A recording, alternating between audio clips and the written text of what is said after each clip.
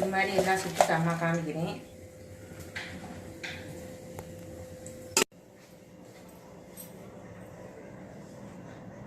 பாருங்கள் எல்லாம் சுட்டாச்சு பாருங்கள். பாதி சாப்பிட்டுட்டோம், இது மீதி இருந்தது. சூப்பராக இருக்குது பாருங்கள். இது மாதிரி செஞ்சு உங்கள் வீட்லையும் சாப்பிட்டு பாருங்கள். அம்மா செஞ்ச மாதிரி சாஃப்டாக இருக்குது பாருங்கள்.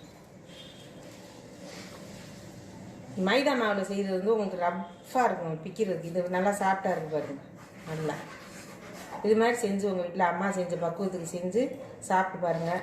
சாப்பிட்டுட்டு அம்மாவுக்கு நல்லா இருந்துச்சுன்னா லைக் பண்ணுங்கள், ஷேர் பண்ணுங்கள், சப்ஸ்கிரைப் பண்ணுங்கள், பெல் பட்டனை கிளிக் பண்ணுங்கள். இந்திரா அம்மா கிச்சனுக்கு சப்ஸ்கிரைப் பண்ணுங்கள்.